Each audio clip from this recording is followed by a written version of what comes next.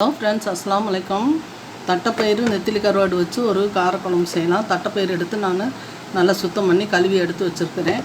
நெத்திலி கருவாடு உங்களுக்கு எவ்வளோ வேணுமோ அவ்வளோ சேர்த்துக்கோங்க. நான் கொஞ்சமாக தான் சேர்த்து நல்லா சுடுதண்ணி ஊற்றி ஃபஸ்ட்டு மண்டையும் வாலும் கட் பண்ணிடணும். நம்ம இதை கட் பண்ணிவிட்டு இப்படி இந்த மாதிரி இந்த பக்கம் மண்டையும் வாலையும் கட் பண்ணிவிட்டு சுடுதண்ணி வச்சு ஊற வச்சிடணும். ஒரு அரை மணி நேரம் ஊற வச்சுட்டு அப்படி தேய்ச்சி ஒரு 6-7 முறை கழுவுனா தான் இந்த மாதிரி வெள்ளையாக நல்லா அழகாக வரும். இதில் கருப்பாக இது நரம்பு மாதிரி இருக்கும், அதையும் எடுத்துடணும். நம்ம இது எப்படி செய்யலான்னு பார்க்கலாம்.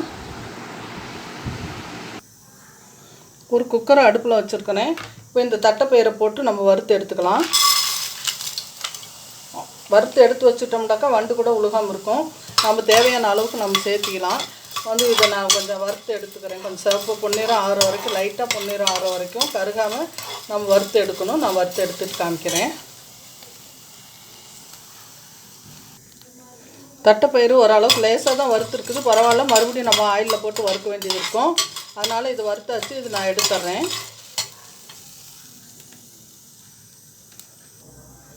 அந்த குக்கரையும் மறுபடியும் அடுப்பில் வச்சுருக்கிறேன். இப்போ கொஞ்சம் இதில் ஆயில் ஊற்றிக்கலாம். நீங்கள் கல்லெண்ணெய் ஊற்றினாலும் சரி, நல்லெண்ணெய் ஊற்றினாலும் சரி, உங்களுக்கு தேவையான எண்ணெயை ஊற்றிக்கோங்க. இப்போ இந்த ஆயில் காய்ஞ்சதும் இந்த நெத்திலி கருவாடு வறுத்து எடுத்துக்குவோம்.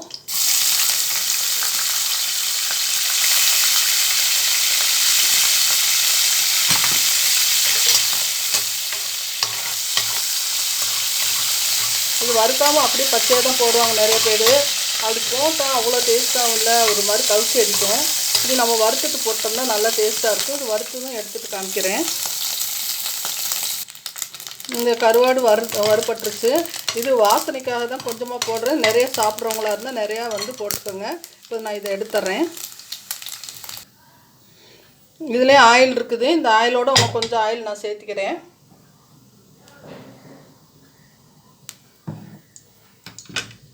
சின்ன வெங்காயம் ஒரு 20 வெங்காயம் அரிஞ்சு எடுத்து வச்சுருக்கேன். அது இதோட சேர்த்துக்கலாம். சேர்த்துட்டு லேசாக வதங்கி வரட்டும். நம்ம வதங்கி வரும்போதே இந்த தட்டைப்பயிறு இதோடு நம்ம சேர்த்துக்குவோம். இது லேசாக தான் வறுத்துருக்குது, அதனால இதையும் இதோடு சேர்த்துக்கலாம். சேர்த்துட்டு இதுவும் போட்டு நல்லா வறுக்கலாம். அந்த வெங்காயம் வதங்கிறதுக்கும் தட்டைப்பயிறு வறுபடுறதுக்கும் நல்லா கரெக்டாக இருக்கும். வறுபடுத்தப்படியே தட்டைப்பயிறு நல்லா வெடித்து வருது. இப்போ வெங்காயமும் நல்லா பொன்னிறமாக வெந்து வந்துருச்சு. இப்போ நம்ம இந்த கழுவி எடுத்து வச்சுருக்க இந்த சொரக்காய் இது சவுச்சவுக்காயில் இது தோலை சீவிட்டு நடுவில் இருக்க விதை பகுதி எடுத்துகிட்டு இந்த சொரக்காவை நான் கட் பண்ணி வச்சுருக்கேன். அதை நம்ம இதில் சேர்த்துக்கலாம்.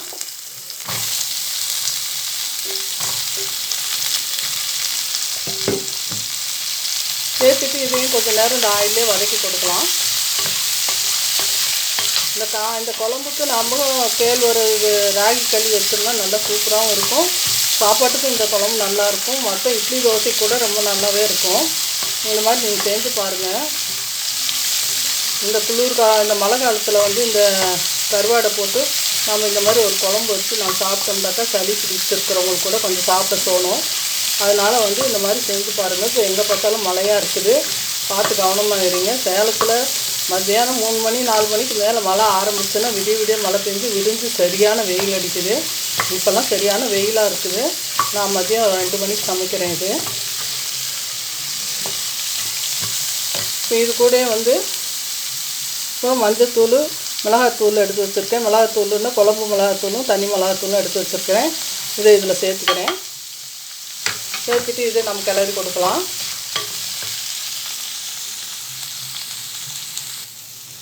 இப்போ சொரக்காய் போட்டு வதங்கி வந்துட்டுருக்குது.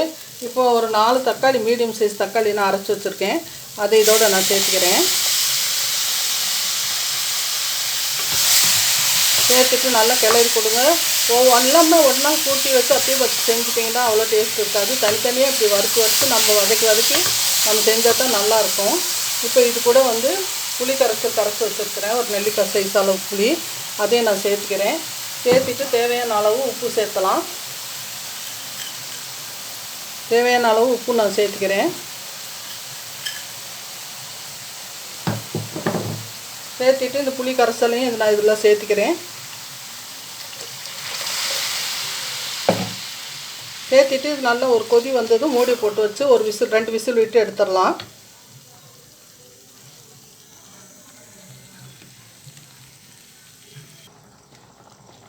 இப்போ தட்டைப்பயிறு போட்டு நல்லா 2 விசில் வந்துருச்சு. மூடியை கழட்டிட்டேன். இப்போ தட்டைப்பயிரும் வெந்து வந்துருச்சு. இப்போ நம்ம இந்த வறுத்து வச்சுருக்க இந்த கருவாட்டை இதோட சேர்த்திக்கலாம். சேர்த்திட்டு அது கூட வந்து தேங்காய் எவ்வளோ வேணுமோ அந்த அளவுக்கு தேங்காயும் சேர்த்திக்கோங்க. சேர்த்துட்டு தண்ணி அதிகமாக உங்களுக்கு எவ்வளோ திக்காக வேணுமோ அந்த அளவுக்கு குழம்பு வச்சுக்கோங்க. போட்டு எல்லாம் 2 கொதி வரட்டும். கொதித்த பிறகு அப்புறம் ஒரு தாளிப்பு போட்டுக்கலாம். இதுக்கு நல்லா கொதிக்கணும். ஒரு 4-5 கொதிச்சு வரட்டும். ரொம்ப திக்காக இருக்குது. இப்போ உப்பு காரமெல்லாம் போதுமானு பார்த்துக்கோங்க. காரம் பத்தலைன்னா சேர்த்திக்கோங்க, உப்பும் சேர்த்திக்கோங்க. ஆனால் எனக்கு எல்லாம் சரியாக இருக்குது. குழம்பு இந்த பதத்தில் இருக்குது, போதும். இது கொதி வரட்டும். இப்போ ஒரு சின்ன கடாய் வச்சுருக்கேன். குழம்பு அந்த பக்கம் எடுத்து வச்சுட்டேன். அது கொதிக்கட்டும். அதில் வந்து ஆயில் 2 ஸ்பூன் ஊற்றிருக்கேன். உங்களுக்கு தேவையான அளவுக்கு ஊற்றிக்கோங்க. இதில் ஜீரகம், கடுகு, வெந்தயம் 3 இதில் எடுத்து வச்சுருக்கிறேன். இது நான் இதில் சேர்த்திக்கிறேன். ஆனால் ஜீரகம் கண்டிப்பாக போடுங்க. ஜீரகம் போட்டால் தான் நல்லாயிருக்கும், மணமாக இருக்கும் இந்த குழம்பு. அதனால் ஜீரகம் போடுறது மறந்துடாத போடுங்க.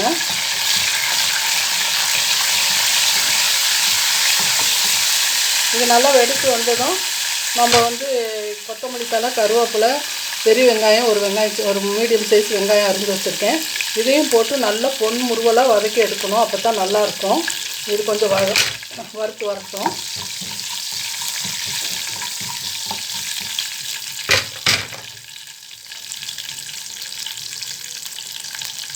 இப்போ இந்த வெங்காயத்தை இதோடு சேர்த்துக்கிறேன்.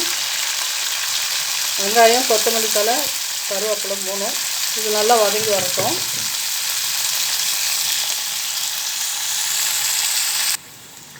இந்த வெங்காயம் நல்லா பொன்முருவலாக வதங்கி வந்துருச்சு. இப்போ நம்ம அந்த குழம்போடு சேர்த்துக்கலாம். பாருங்கள், இந்த அளவுக்கு நல்லா பொன்முருவலாக இருக்கணும். அப்போ தான் குழம்பு நல்லா டேஸ்ட்டாகவும் இருக்கும், மணமாகவும் இருக்கும். இந்த தாளிப்பு வாடையிலே நம்ம சாப்பிட்டு எடுத்துடலாம். அந்த பக்கம் குழம்பு கொதிச்சிட்ருக்குது. இப்போ இதை எடுத்து அதில் நம்ம சேர்த்திக்கலாம். பாருங்கள், நல்லா குழம்பு கொதிச்சு வந்துட்டுருக்குது. இப்போ இந்த தாளித்து வச்சுருக்கிற இந்த வெங்காயம் இதெல்லாம் வந்து இதோடு நான் சேர்த்துக்கிறேன்.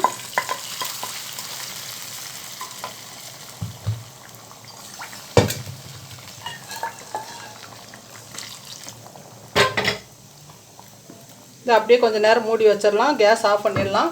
நான் ஒரு தட்டில் எடுத்து வச்சுட்டு காமிக்கிறேன். பாருங்கள் எவ்வளோ அழகாக இருக்குது, எப்படி இருக்குது பாருங்கள். இந்த குழம்பு சாப்பிட்ணுன்னு ஆசையாக இருக்கும். இந்த மாதிரி செஞ்சு பாருங்கள். பாருங்கள், இந்த குழம்பு இவ்வளோ அழகாக வந்துருக்குது, இவ்வளோ நல்லா இருக்குது, பார்க்குறக்கே ரொம்ப நல்லா இருக்குது. நீங்களும் இந்த மாதிரி செய்து பாருங்கள். லைக் பண்ணுங்கள், ஷேர் பண்ணுங்கள், கமெண்ட் பண்ணுங்கள், சப்ஸ்கிரைப் பண்ணுங்கள் மறக்காமல். இப்போ பண்ணிகிட்ருக்க சப்ஸ்கிரைப் பண்ணவங்க எல்லாத்துக்குமே ரொம்ப ரொம்ப நன்றியை தெரிவிச்சுக்கிறேன். மறக்காமல் லைக்கும் பண்ணுங்கம்மா. அஸ்ஸலாமு அலைக்கும் வரஹ்மத்துல்லாஹி வபரகாத்துஹு. அஸ்ஸலாமு அலைக்கும்.